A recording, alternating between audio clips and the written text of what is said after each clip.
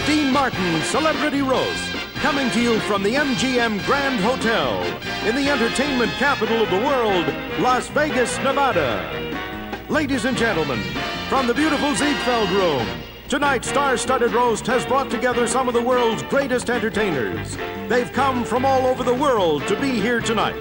Here in Las Vegas, in person, joining Dean Martin as he honors tonight's very special Man of the Hour, Jack Klugman.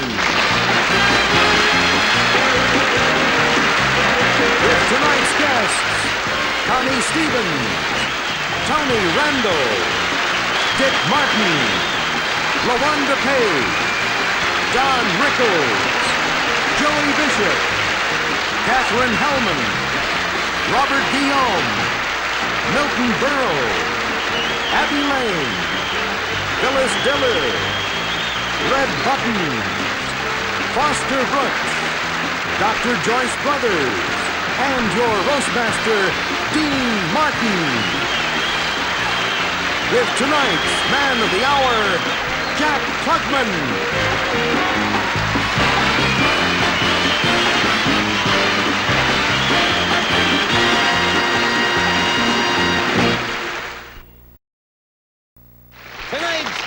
We are all gathered at my pal Kirk Kerkorian's beautiful MGM Hotel in Las Vegas to honor Jack Klugman. Now, this should be a great evening. For one thing, I sobered up yesterday, and NBC is going to show it as a big event. Though Jack has appeared on Broadway, television, and motion pictures, he is the most underrated talent in show business, and deservedly so. But it is with great sincerity that I say I don't know of any other actor in the business that could touch him or want to. Our guest of honor was born in the city of Philadelphia. Now, it's not easy growing up in Philadelphia. Crime there is so bad that if you're not home by 9 o'clock, your wife can have you declared legally dead. He's still a degenerate gambler. The other day at the racetrack, we were both eating a hot dog. He said to me, "I'll bet I'll beat you by half a length." He picked 7 horses for me that day, and they all lost. I finally picked the winner in the 8th, but my horse was disqualified for having a battery under the saddle. Personally, I believe the jockey's story. He said the horse was hard of hearing.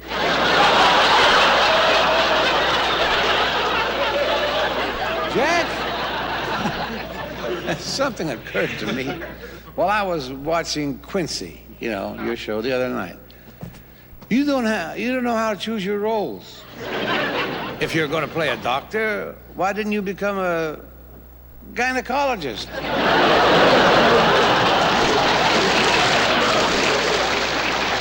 Milton Berle is known as Mr. Television. Milton's the man of a million jokes.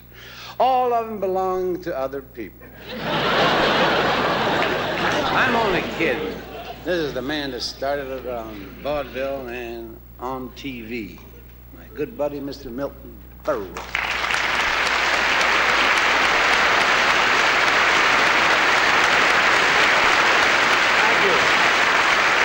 Thank you. Dino, thank you very, very much. Your monologue was never funnier. It's a shame. He's a beautiful man. I gave him a cigarette lighter for his birthday, drank the whole thing down in one gulp.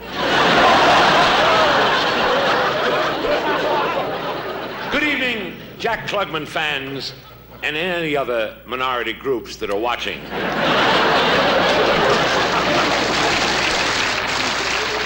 Nice to be here for Jack. Nice. Personally, I'd rather spend 2 weeks locked in an attic with Chuck Barris. Tonight, ladies and gentlemen, we have come to praise Jack Klugman, not to bury him. Of course, the vote was very close. Well,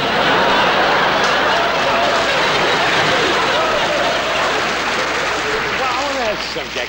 How did they ever make you a medical examiner? Fine doctor. One day I saw him spill Vaseline. This is ridiculous. Klugman, a doctor. That does not make sense. Now, Dr. David Rubin. Now, there is a doctor. You all remember him? He wrote that book, Everything You Want to Know About Sex, but he left out the most important thing. Where to get it. Masters and Johnson, now they're legitimate doctors. I remember in their book they said that 67% of women have extramarital relations. That's not good enough for me. I gotta have names.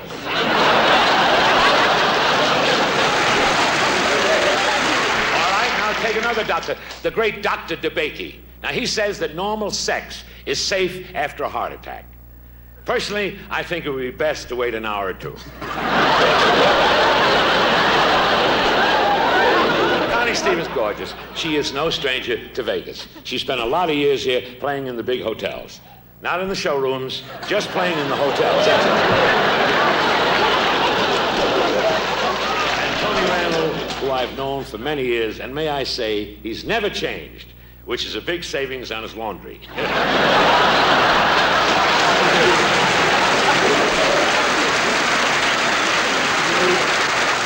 luck. God bless you. I love you all. Thank you very much. Mr. Milton Berle. Always great. Always great. Milton, you'll do it. Always great. Now, you be sure to look in on NBC on March 26th. They're giving a big tribute to Mr. Berle, and I tell you, he sure deserves one.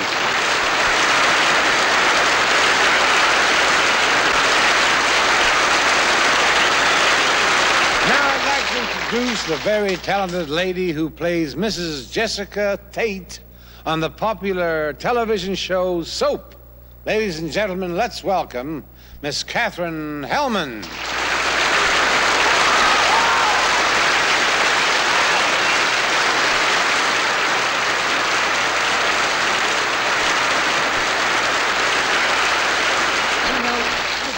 Believe I know that gentleman over there that escorted me up to the dais. Oh, that's Milton Berle. Oh, Milton Berle. Yes. Oh, I've never heard of him. What does he do? You never heard of Uncle Milty? Well, he had the biggest show in the history of television. He was Mr. Tuesday Night. Oh, isn't that a coincidence? I mean, my husband on Soap also was Mr. Tuesday Night. You know, Mr. Klugman, our shows are really very different because, I mean, on your show, you know, it's a whodunit. But, of course, on Soap, everybody's done it.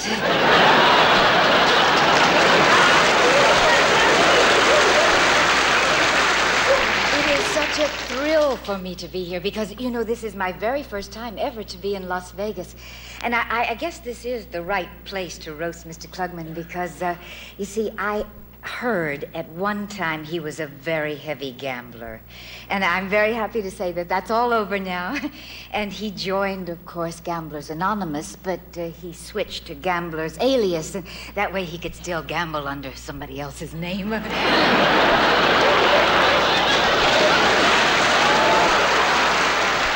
The thing that I like most about Las Vegas is that it's such a family town. I saw this beautiful young girl, about 20 years old, and she was with her grandfather. He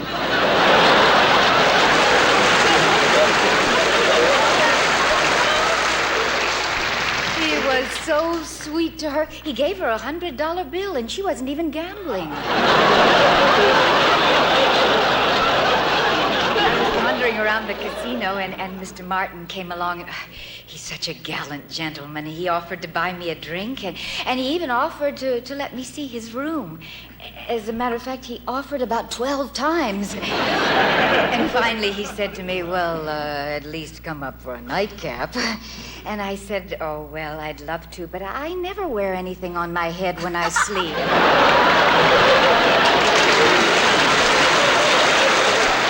He gave me the key to his room anyway, just, you know, in case I changed my mind. But I went to see Tom Jones instead.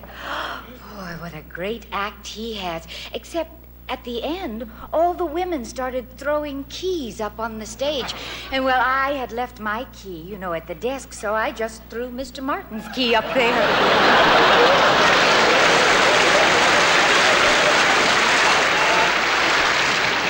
Wasn't that a nice surprise when Tom Jones came to your room at 3 a.m.?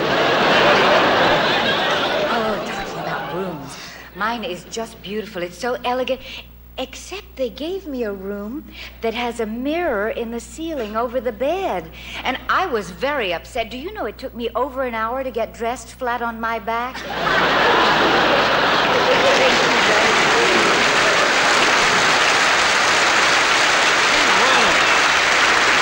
Thank you very much.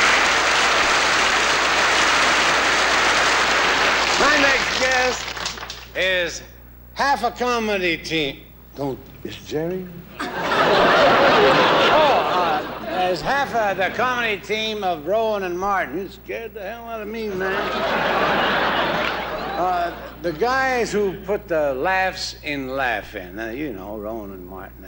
He and Dan Rowan were partners for the past 27 years. Now, Dan's doing real well as a sportscaster in Florida, and his buddy Dick Martin has a whole new career as a director. Mr. Dick Martin, the director.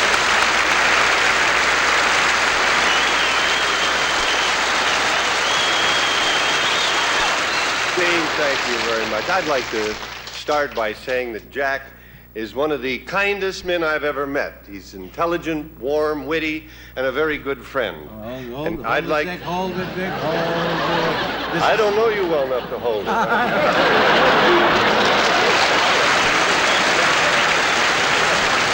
this is a roast. You're supposed to insult the guest. I can't do that. Jack's a sweet man. In order to insult somebody, you've got to know something about him that has weaknesses, flaws, obvious faults. Yeah, I could insult you. Yeah, come here. You have faults. What about your gambling? I don't gamble anymore. Huh? The last time I was in the casino, I lost $50. Oh. She gave me the wrong room key. Oh.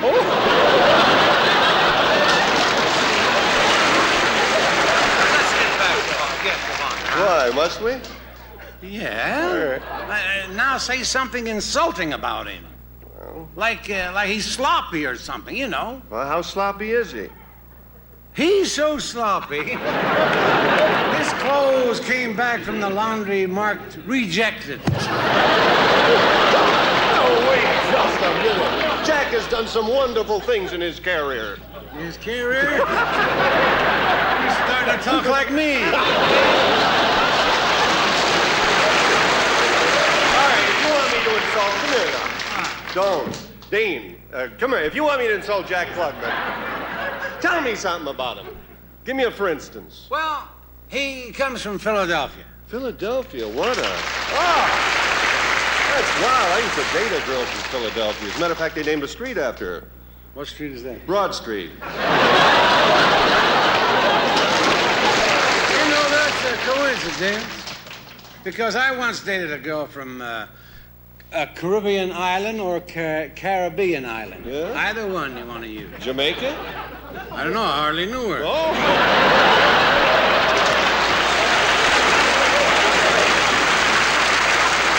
We may go on the road. Did you know Jack Klugman has his footprints in cement outside Grauman's Chinese Theater? I didn't know that. Yeah, he was sitting on the curb, Yeah. and a bus ran over his feet. Let's get back to the girl. Oh, you can think of... Well, of course. I always have a beautiful girl on the string. The one you were with last night should have been on a leash. Her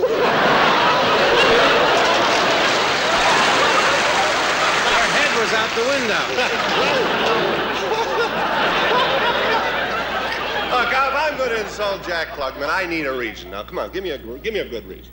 Well, I don't know what to tell you. Jack's a man's man. Well, don't let Anita Bryant find out. I Suppose you come home late at night. Yeah. You get in bed with your wife. Yeah. And there lying next to her is Jack Klugman. Mm-hmm. What would you say to him then? Good night, Jack. Good night, Jack.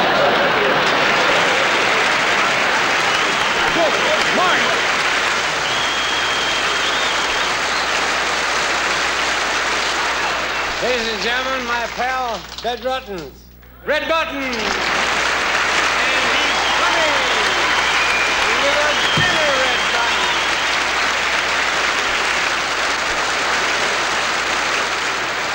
Ladies and gentlemen, the question tonight is, why are we giving this slob dinner? A man who has it in his will that when he goes, he wants to be cremated and the ashes thrown into Tony Randall's face.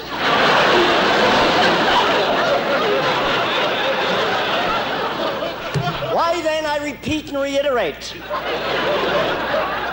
are we giving this card-carrying slob a dinner when some of the biggest people in the history of the world never got a dinner?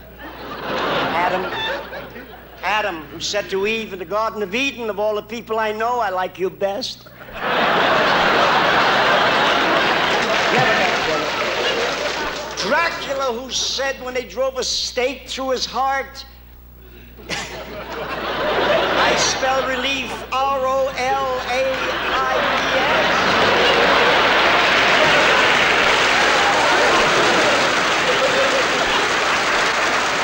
The referee who said to Leon Spinks in the Ali fight, no gumming in the clinches.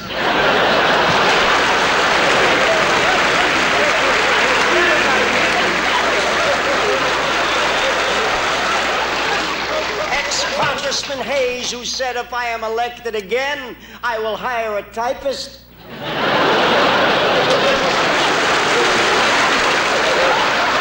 William of Orange, who said on his wedding night, now that's what I call a navel. Medusa, who said when she saw the snakes growing out of her head, look, Ma, Phyllis Diller.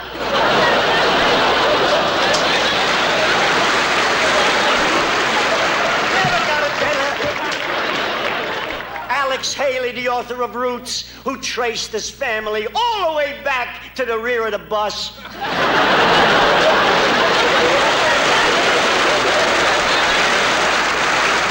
got a dinner. Murray Xerox, the inventor of the Xerox machine, who said to his wife Zelda, Zelda Xerox, it's easy. If you want another baby, make a copy of Irving. Never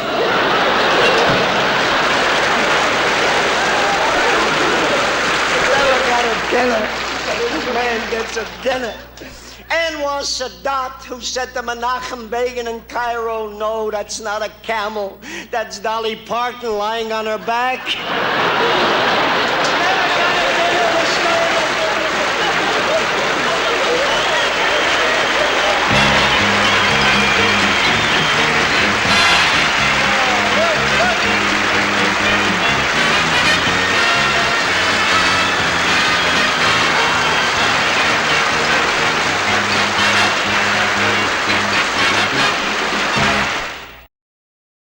Mr. Joey Bishop.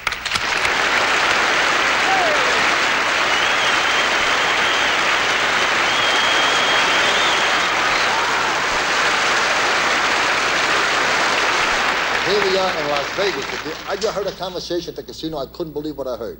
Two guys talking. One guy says, how you doing here? The other guy says, one day I win, one day I lose. The other guy says, don't be stupid. Play every other day.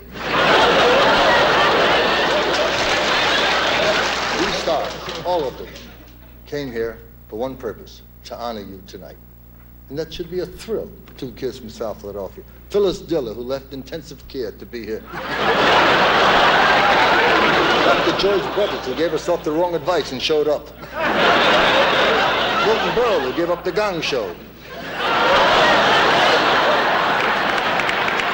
As a contestant, to be here. red buttons who gave up a dinner just to be here. Indeed, God bless him, who walked all the way from his dressing room just to be here. You look terrific, Dean. Your eyes are clear. What are you drinking, Windex?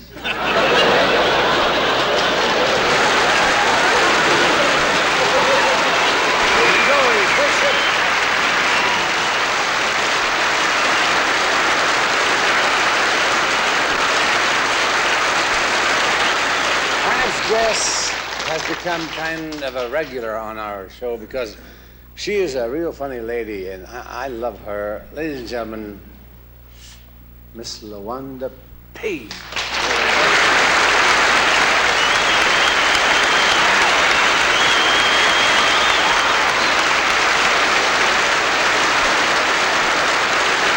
I didn't intend to be on this dais for Jack Klugman. But I was in Las Vegas all last week, and as long as I was on a losing streak, I figured I might as well show up for him. For Dr. Honey, you sure are one hokey honky. I remember the show when they brought in this guy with a knife in him, and you said he died of natural causes.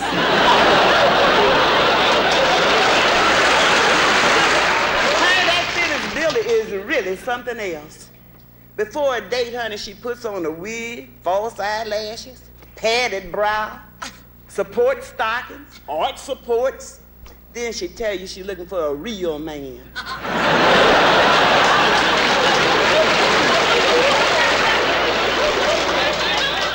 You get out of my face, Joey Bishop.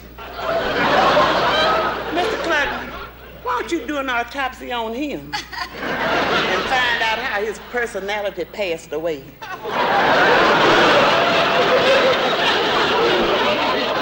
Click that grinning buck-tooth burl.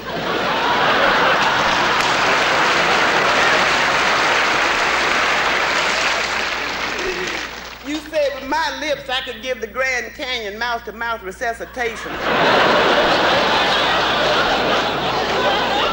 I don't know what goes on in that morgue of yours, Klugman. I once saw you holding a stethoscope to a man's chest. You wasn't listening to his heart. You were getting the race results on his pocket radio. I remember the time they brought in a soul brother. He was in bad way. But you kept him alive until his welfare check came in. Now, if I were you, Mr. Klugman, I wouldn't take playing coroner too seriously, because you're going to get into some real trouble. Just the other day, I saw you lift a sheet, and it was so embarrassing, because it was on an Arab in a department store. Good night. God bless you.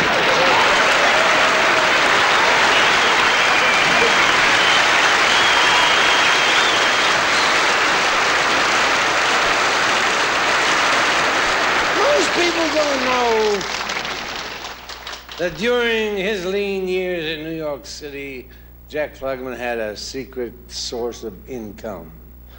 Here to tell you the tragic story is the secret source herself. The generous, oh, here goes my head again, Gladys Ormfeet.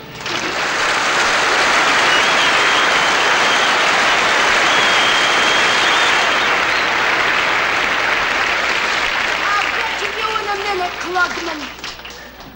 Oh, Dean. Oh, I love you, Dean. You're so handsome, so adorable, so manly. Oh, I just love you.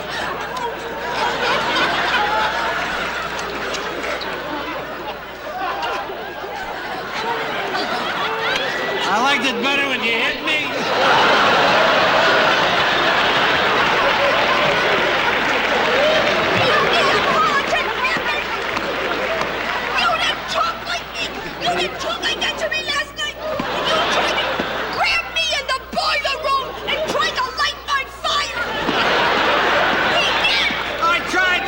Developed a slow leak.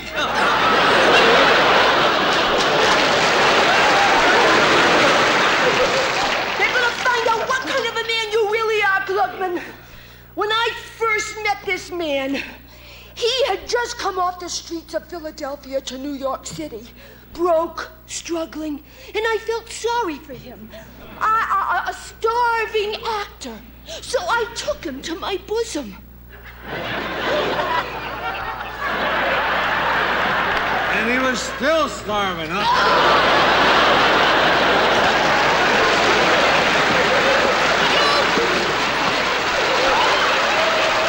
I expected a romantic evening. When we got to his place, I asked him for a kiss. Do you know what he did? He made me take a saliva test. I knew all along that Klugman was using me, but like a fool, I didn't care. I gave him whatever he wanted. I offered him my jewels, my money, even my body. He should have taken the first two. You can laugh, Dean Martin, but I'm a real woman. There's nothing false about me. There's nothing real either.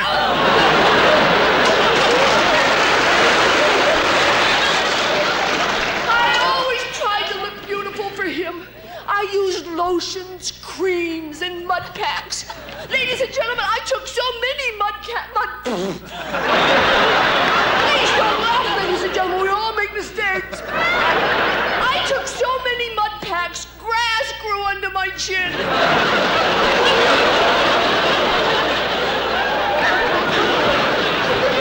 Well, our relationship wasn't going in. One day he said he was leaving me. He had been around horses all his life and wanted a change. And do you know what he did, Dean? What? The ingrate. He threw me to the dogs.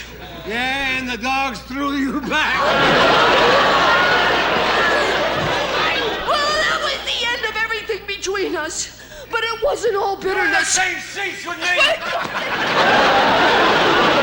wasn't all bitterness, ladies and gentlemen. I must say this about him. When it comes to making love, he's a winner. He always finishes first.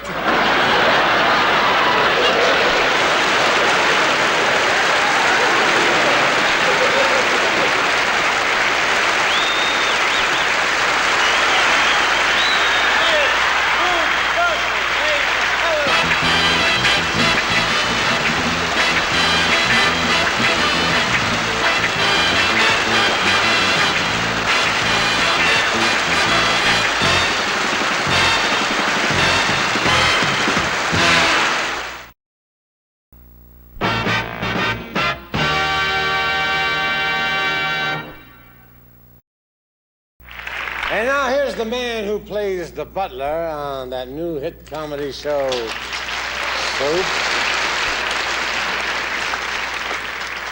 As the butler, his whole day is a series of orders, demands, and threats.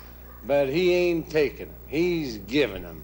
He's a regular cute guy with a delivery all his own. I know you're going to enjoy Robert Guillaume.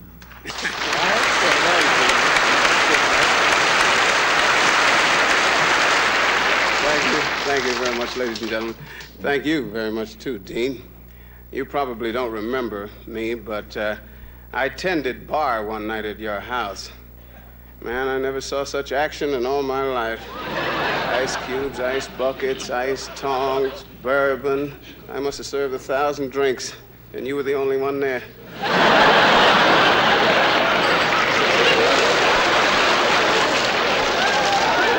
For those of you who watch Soap, you know me. I play Benson, the butler, to a house full of fools.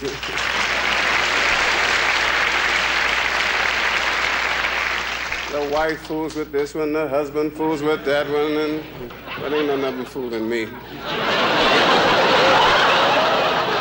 to be here. I'm Mr. Jack Klugman.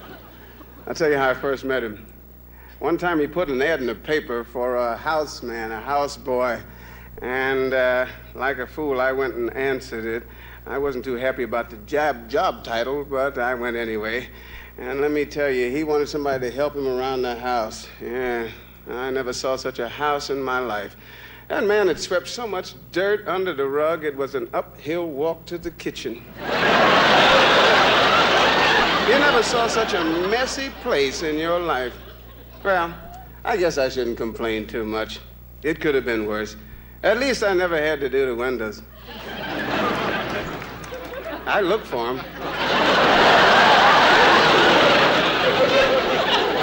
Whenever my friends would complain about the terrible living conditions in the ghetto, I just run them through Jack's place. That'd cool them right out. You know something else?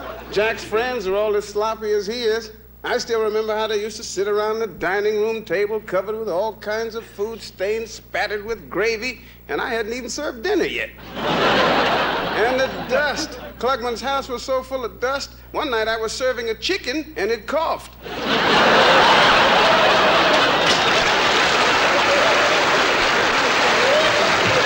Look at that face. Look at it. Look at that face. You ever seen anything like that? Even if he was black, he wouldn't be beautiful. I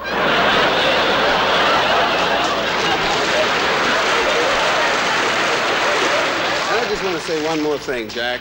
Everybody knows how much you love the racehorses, and I can see why they say you're such a great handicapper. Because in my whole life, I never met a man who's got more handicaps than you do. Thank you.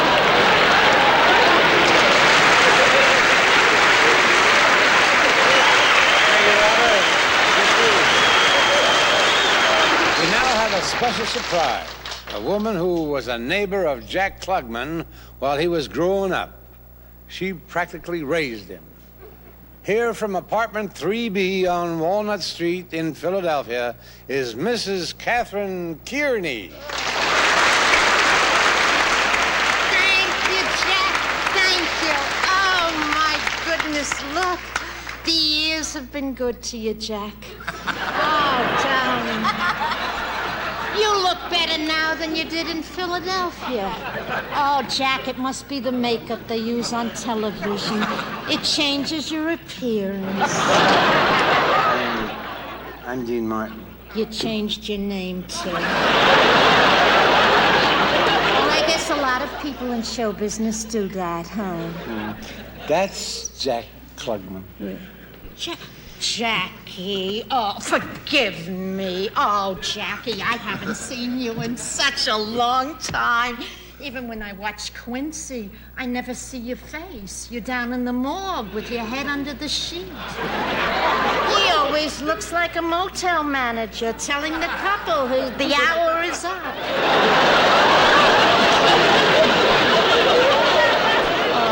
Excuse me if I'm all filled with emotion, but, you know, I almost raised this boy. His mother found him very difficult to handle. He was such a rotten kid. So I felt sorry for the mother, and I helped out. I practically raised him. Let me tell you, it wasn't easy. He's not an easy boy to bring up. He was never good in school. As a matter of fact, they wanted to expel him. But if you're never in school, how can you get expelled? Isn't that true, Mr. Martin? No, I never had any trouble in school. Huh? I was a monitor. I used to empty the inkwell. You know, the worst tasting stuff I ever had. Listen, Mr. Martin, Jack only gave me a ticket on the plane for one way. Could you get me on Let's Make a Deal? Maybe I'll win a trip back to Philadelphia. I'll be leaving after the refreshments. Goodbye, Jackie.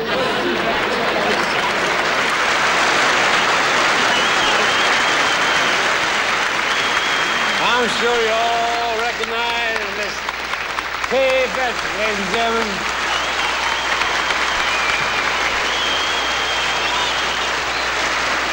Our next guest is not only a beautiful and talented singer, she's a wonderful actress as well. Please welcome the lovely Miss Connie Stevens.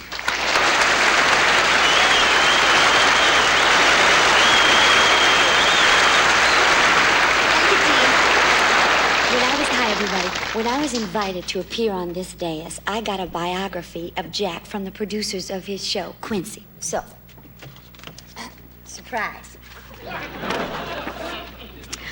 First of all, it's a good enough biography, but I'd like to supply some little-known facts about our guest of honor as I go along. First of all, it says here, Jack Klugman was born in Philadelphia. Now, you all know that is true. And you'd be very surprised how well Jack is remembered in his old neighborhood, too. Just the mention of his name, people's faces, they just break out into this great big yawn.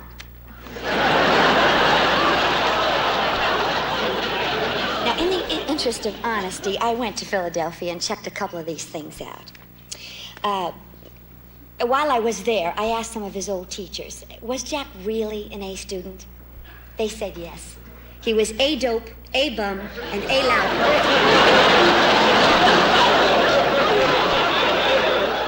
It says here, Jack Klugman is also one of America's 10 best-dressed men. Totally false. He is not a good dresser. He's not very neat at all. You should see the way he looks when he gets home at night. Shirt all wrinkled, hair messy, stained face, a face dirty, stained ties, just the way he left in the morning. In fact, Jack could clean up a room just by leaving it.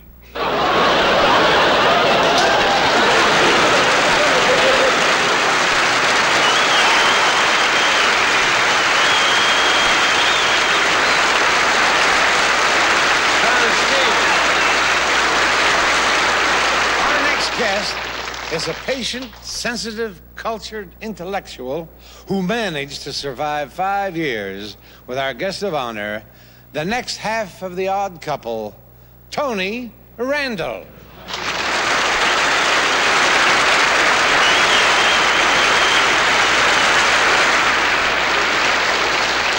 Thank you, Dean. I'm sorry if I seem angry. But I've been sitting on this dais, listening to the opprobria, the contempt with which my former beloved colleague has been held. They've called him a slob. Jack Klugman, listed in the yellow pages as slob. He has been called unkempt, slovenly, with the table manners of a starving vulture. And these are the opinions of his friends. Ladies and gentlemen, I've had dinner with this man many times.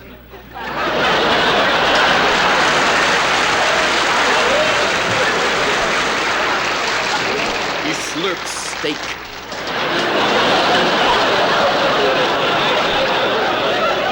I will concede that he is a woman chaser and a gambler. He's his own worst enemy, which proves he has some sense of values. There's love in his heart. He has been criticized for sleeping with his dog. The scratching all night doesn't bother Jack. He knows the dog will get used to it sooner or later. Before I go, there's one more rumor I'd like to put to rest. Jack puts on a clean pair of socks every day. At the end of the week, he can hardly get his shoes on. You know, in a roast, it's nice to kid around, and I like all the jokes, and some of them apply and some of them don't. They're all exaggerated. But I didn't like at all the jokes about you not being a good actor. You're a whale of an actor, buddy.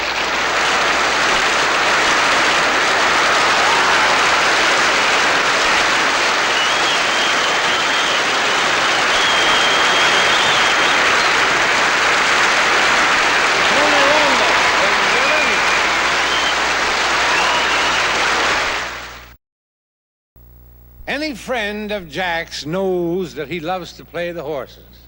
With us tonight is a famous breeder of thoroughbred horses, the owner of Green Gate Stables in Kentucky, ladies and gentlemen, Mr. Dudley Withers III.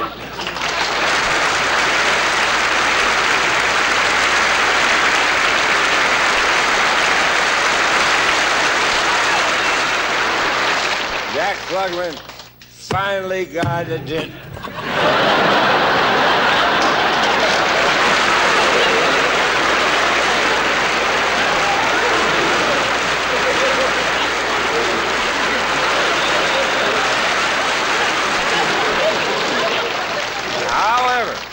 just racing aficionado.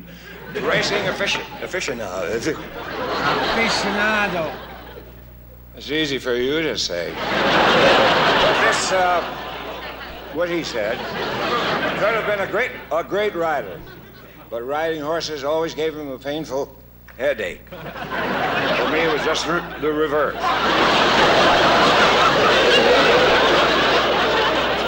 Lately, Jack has been so busy with his play acting, I haven't been able to give him a report of our racing business. I have good news and I have bad news. The good news is our six-year-old mare gave birth to a fine little colt. The bad news is she was in the starting gate at the time.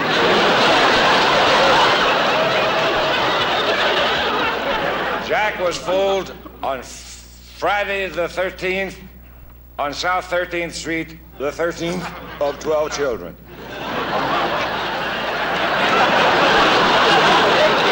Stormy night, he was born. His mother, while walking under a ladder, stumbled over a black cat, broke a mirror, and saw the ghost of Jack's Uncle Max, who wasn't even dead yet. This sad series of events led to Jack's first nickname, Lucky. Well, Jack, take my advice and stick to show business. You know nothing about good breeding.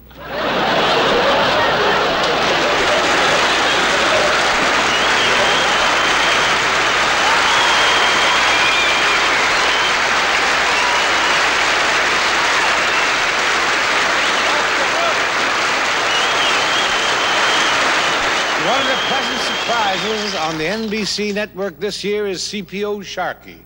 The shows have been consistently funny. It's gaining in popularity and is a big hit on NBC this season. One of the reasons for that is the star of the show. Ladies and gentlemen, welcome to the world of hostility and abuse, Mr. Don Rickles.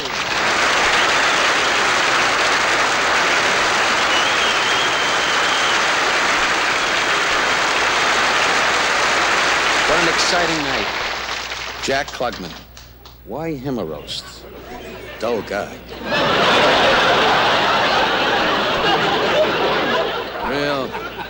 Real dummy. Jack, take a good look at your face. You need surgery. You must have ran into a cab on an angle. But you got a lot of big names here tonight. Some of the greats turned out for you. Kay Medford, who had a very busy schedule in downtown Hollywood looking for bad apples. And Milton, my idol. Still here, Milt. Wonderful guy. 65 years in the business, huh? 65 years in show business and you don't want to walk away. It's all over, Milton. Grab a cab. And, of course, Robert Gielam.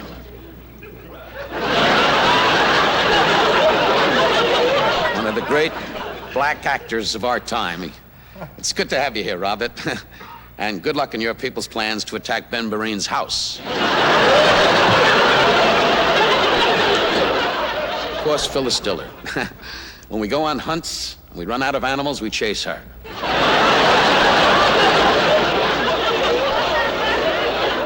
And Catherine Hellman.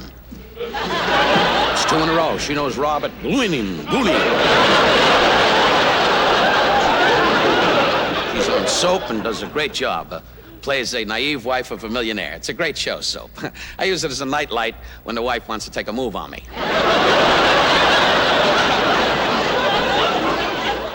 You're a lovely woman, LaWanda. Good luck in your plans to go white. And Connie Stevens. If Ann Margaret takes a cab, you'll be hot in this business. You're a fun guy, Tony, but you need personality shots. Anyway, good luck to you, Jack, and your great plans to go busted. You're a fine actor, a dear friend, and I tell you, you're a guy's guy, and I love you for that. And my family loves you, and may you always be blessed with your great ability. Thank you, Jack.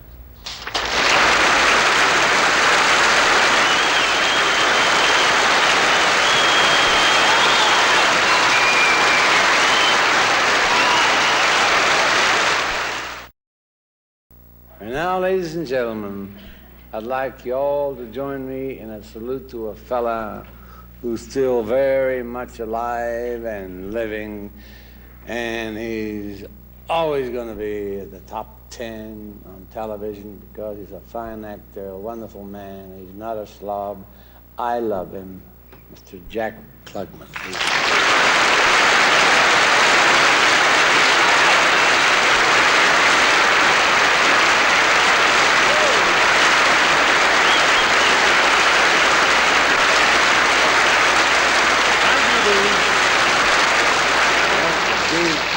I mean, I don't know what to say. It's a nice, real, marvelous thing that you did, traveling up here to Las Vegas to honor me. You have so many important things to do back in L.A., like trying to find your home. This affair is quite a departure from my Quincy series, because tonight the stiffs are sitting up. And Dick Martin, tonight you made us realize just how much we miss Dan Rowan. Bruce Buzzy Allo and Gladys Ormby I won't monkey around with, because you know her picture is now used on all the vasectomy posters.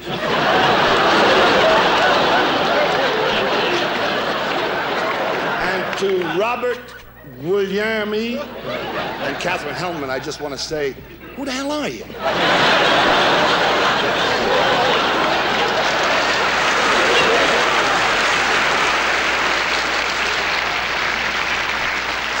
And to Phyllis Diller, Tony and I owe a great, great deal, because it was her chest that inspired The Odd Couple.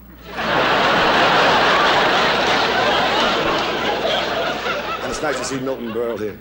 He's been around such a long time. I believe he's the only man who actually played the King Tut.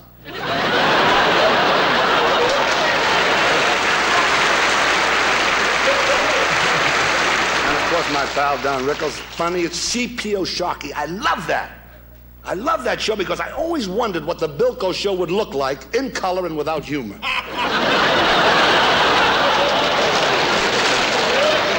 Tony Rand. Dear Tony Rand, 5 years. We shared the same spotlight and the same stage and the same heartbreaks and the same triumphs. And after 5 years, I don't know you any better than Robert Guglielmi and Catherine Hellman. I'm going to get a little more than two for a minute, because a lot of times, most of the times I'm asked, would you want your kids to go into show business? And I always say, why not? Where else can you meet such wonderful people, and especially for me, because I enjoyed it during the 5 years. It's not just in retrospect that I spent working with Tony. You can't buy it, find it, steal it, or anything. And I want to thank him and all of you for tonight. Thank you.